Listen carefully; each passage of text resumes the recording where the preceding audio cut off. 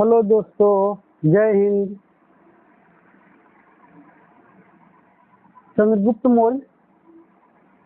चंद्रगुप्त मौर्य का पोता के बारे में आज बताएंगे। अशोक सम्राट, चक्रवर्ती अशोक सम्राट कहिए इनको। इसमें आपको कि मौर्य वंश का स्थापना चंद्रगुप्त मौर्य ने किया था। उनके बाद उसके शासन का दूसरा शासन बिंदुसार हुए, शासन किए। और तीसरा में हो गया आपको अशोक सम्राट हुआ। चंद्रगुप्त मौर्य का पोता एक तरफ से कहिए कि अशोक सम्राट हुआ और बिंदुसार का लड़का हुआ। यानी अशोक सम्राट 40 वर्ष तक शासन किए। अशोक सम्राट जो है भारतवर्ष पर 40 वर्ष तक शासन किए। ये राजगद्दी तो बैठने के पहले अवंतिका का गवर्नर था। अवंतिका, अभी उज्जैन को कहा जाता है अवंतिका। उज्जैन जो है उसको अवंतिका कहा जाता था उस वक्त। ते राजगद्दी पर बैठने के पहले वहां की गवर्नर था। और इनकी माता का नाम था, पिता तो जानते हैं बिंदुसार है, और माता का नाम था सुभद्रांगी, जिसे धर्मा भी कहा जाता था। सुभद्रांगी और उसे धर्मा भी कहा जाता था। एक और इसका नाम मैंने नाम नहीं था, लेकिन कहा था महाजनपद। महाजनपद कल्याणी कहा जाता था इसको, धर्मा को, सुभद्रांगी को। सुभद्रांगी जो थी एक ब्राह्मण पुत्री थी। ब्राह्मण पुत्री थी। इसके बारे में बताएंगे, सुभद्रांगी के बारे में। पहले इसके बारे में समझिए। अशोक का बचपन का नाम था अशोक वर्धन। इनका शासन काल था 273 बीसी से 232 बीसी तक, यानी 40 वर्ष तक शासन किया। इसका शासन था ईरान से लेकर बर्मा तक। ईरान से बर्मा तक, बर्मा म्यांमार, यानी कि अभी कहा जाए कि ईरान, भूटान, बांग्लादेश, पाकिस्तान, अफगानिस्तान, म्यांमार, यहाँ तक इसका शासन का विस्तार था, साम्राज्य का विस्तार था अशोक सम्राट का। चक्रवर्ती अशोक सम्राट था ये। और इसका बचपन का नाम अशोक वर्धन था। और कहीं कहीं उल्लेख किया गया है इसका बचपन का नाम देवाना प्रिय। देवाना प्रिय भी, देवों का प्रिय, देवों का प्रिय, देवाना प्रिय भी इनका नाम रखा गया है। इनकी पत्नी थी, 5 पत्नियां थी। अशोक का 5 पत्नियां और इनके पिता की 16 पत्नियां। बिंदुसार की 16 पत्नियां और 101 पुत्र थे। यानी कि इसका समझिए अशोक का 100 भाई, एक अपने लेकर के 101 भाई। अशोक 101 भाई था, जिसमें इनका अपना सगा भाई था। अशोक का सगा भाई था, ये क्या नाम उसका याद नहीं है, वितासाशोका नाम था उसका। सगा भाई है, वितासाशोका था। और बाकी सब जो थे सौतेले भाई थे। सुसीम था, सुसीम भी सौतेला भाई था। बिंदुसार जो था से अशोक को राजगद्दी नहीं देना चाहता था, क्योंकि देखने में थोड़ा ठीक नहीं था, सुंदर नहीं था। अशोक जो था देखने में सुंदर नहीं था, इसलिए उसे थोड़ा घृणा करता था। और उनकी माँ जो थी ब्राह्मणी थी, ब्राह्मणी जो गरीब थी। जब वो जन्म ली थी ब्राह्मण परिवार में, तो वो कहाँ ली थी? चंपा में जन्म। चंपा जो पाटलिपुत्र के नजदीक है, वहां पर जन्म ली थी। पाटलिपुत्र के नजदीक एक गांव है, तो चंपा में जन्म ली थी ब्राह्मण के यहाँ।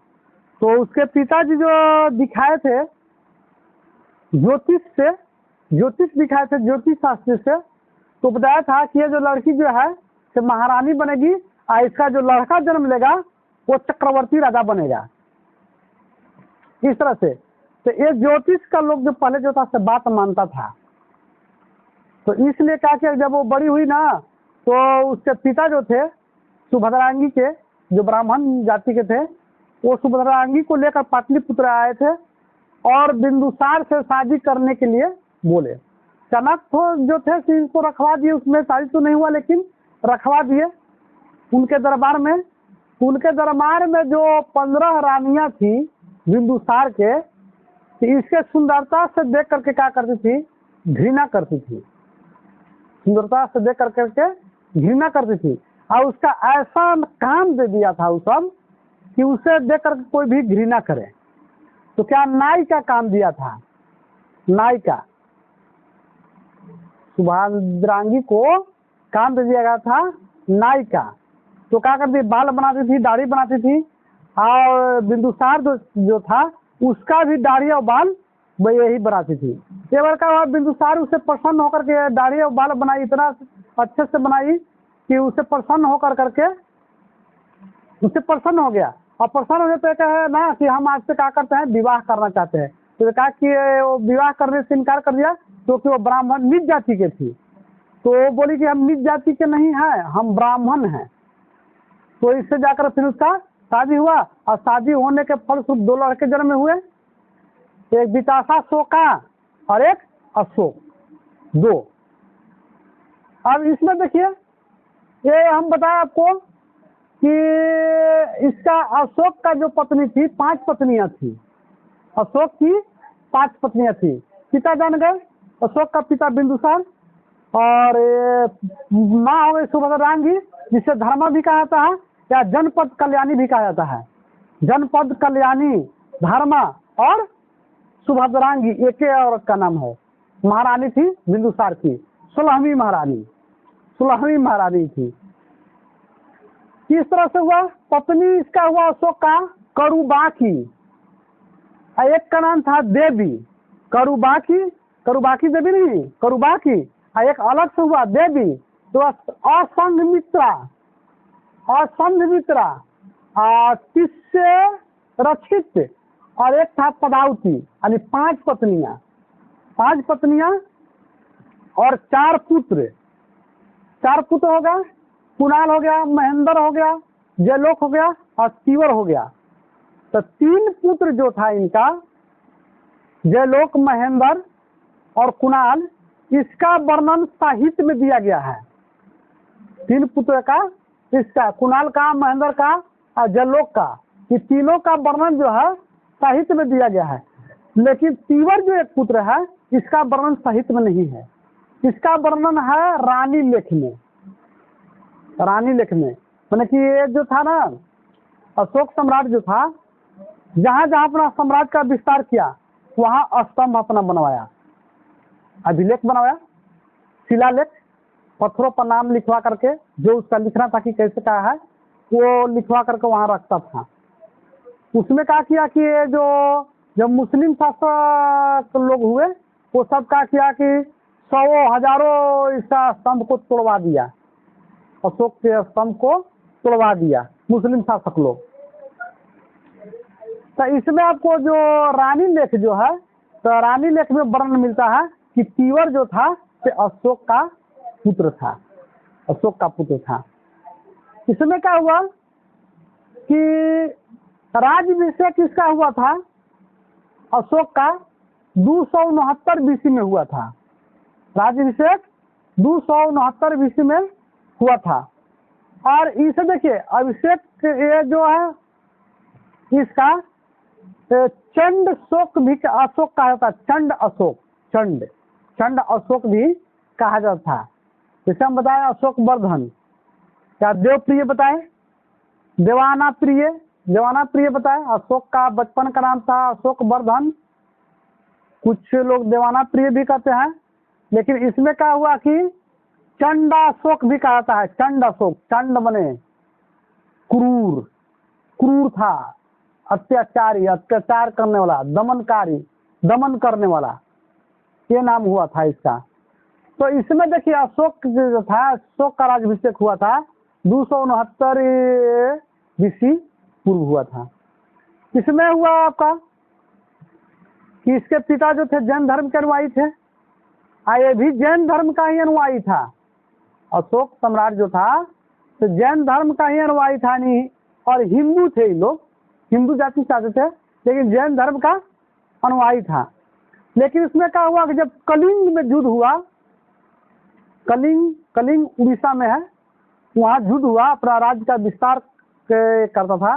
तो राज विस्तार में क्या हुआ कि कलिंग में युद्ध हुआ। तो कलिंग में युद्ध हुआ तो वहाँ क्या हुआ कि बहुत सारे जो है सो वहाँ के ग्रामीण जनता मैंने अपने कलिंग को रक्षा के लिए युद्ध किए और सभी मारे गए, सभी मारे गए।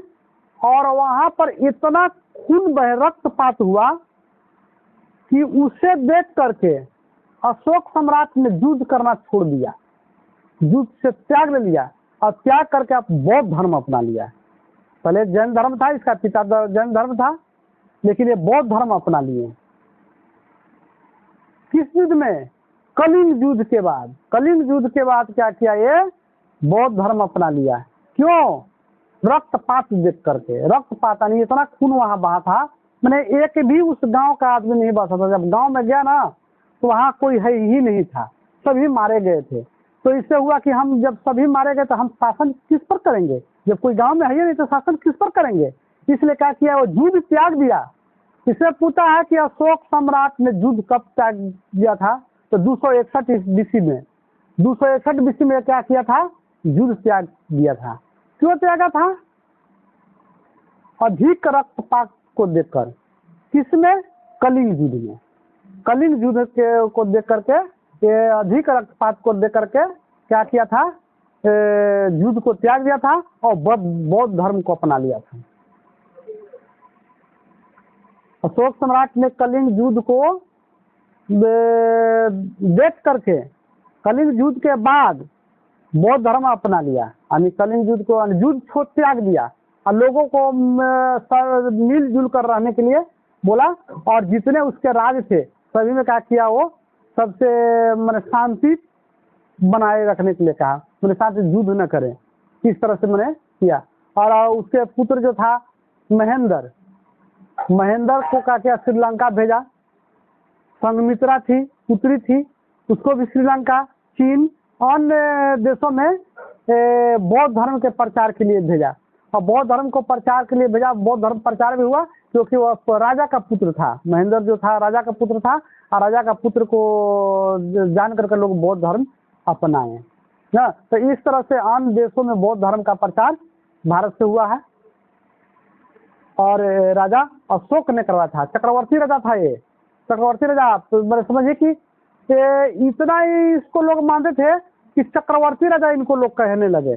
जब युद्ध त्याग दिया और शांति का भावना सभी जगह अपनाए, इसे चक्रवर्ती, चक्रवर्ती में होता है कई राजाओं का राजा। सम्राट, सम्राट हुआ चक्रवर्ती में होता है कई राजाओं का राजा, मैंने सबका राजा था ये। और इसका विस्तार बहुत दूर दूर तक है। ईरान,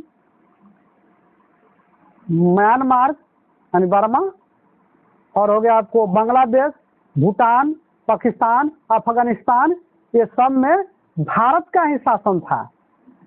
लेकिन इसका जो उत्तराधिकारी आए, तो उत्तराधिकारी जैसे कुणाल आया था, महेंद्र तो आया नहीं, महेंद्र तो चला गया वो प्रचार करने बौद्ध धर्म के। कुणाल इसका शासक जो बना। तो कुणाल बना तो इतना राज्य का विस्तार था, इतना दूर तक विस्तार था कि इसका चलाना मुश्किल था। तो धीरे धीरे क्या हुआ कि जब युद्ध होने लगा तो इसका राज छिनते गया। और सबसे अंतिम शासक था इसका बृहद्रथ।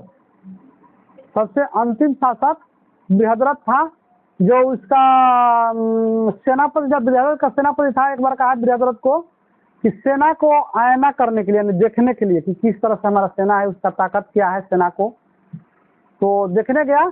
और उसी में क्या किया था ना कि पुष्यमित्र शुंग ने उसकी हत्या कर दिया था। और हत्या करके शुंग वंश की स्थापना किया था। पुष्यमित्र शुंग ने शुंग वंश के अंतिम शासक, मौर्य वंश का अंतिम शासक बृहद्रथ था। जो तो शुंग, पुष्यमित्र शुंग ने उसकी हत्या कर दिया था। जो सेनापति था, बृहद्रथ का सेनापति पुष्यमित्र शुंग था, और उसी को हत्या कर करके और शुंग वंश की स्थापना किया था। तो इसमें आप बताया आपको कि 261 बीसी में हुआ था, युद्ध हुआ था कलिंग में। और कलिंग में अधिक रक्तपात होने के कारण अशोक सम्राट ने युद्ध त्याग दिया था और बौद्ध धर्म अपना लिया था। तो इसमें आपको उल्लेख मिलता है कि कलिंग युद्ध का उल्लेख मिलता है 13वीं शिलालेख में। 13वीं शिलालेख जो है, 13वां शिलालेख, उसमें अभिलेख मिलता है कि कलिंग युद्ध हुआ था। और उसमें कलिंग युद्ध होने के बाद वो क्या किया था, युद्ध त्याग दिया था और बौद्ध धर्म अपना लिया था। क्यों युद्ध त्याग गया था? क्योंकि उसमें अधिक रक्तपात हुआ था। और कहीं कहीं ऐसा होता है कि वहाँ के नारी जो है ना वो युद्ध के लिए तैयार हो गया था, इसलिए क्या हुआ, ये युद्ध त्याग कर दिया था। इस तरह से इसकी राजधानी थी पाटलिपुत्र। पाटलिपुत्र, तो पाटलिपुत्र में राजधानी था इसका, तो इसका महल जो था लकड़ी का बना हुआ था, इसलिए अभी जो है से इसका महल वहाँ नहीं है। और राजा महाराजा को जहाँ होता है वहाँ पे महल होते हैं, लेकिन इनका महल नहीं, क्योंकि लकड़ी का ज़्यादा अस्तित्व ज़्यादा दिन तक नहीं रहता है, वो मिट्टी बन गया, सड़ गल गया तो ख़त्म हो गया। मैंने पत्थर का और लकड़ी का दो चीज़ का मिला करके बनाया जाता था।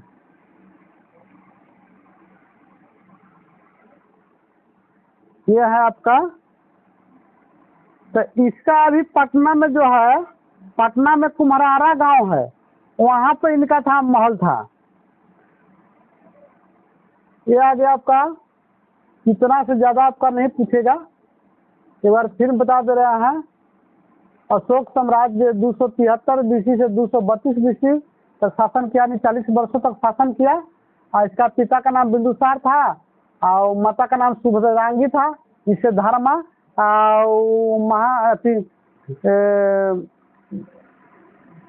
गणराज क्या बोलता है, फिर से धर्मा और सुभद्रांगी कहा जाता था।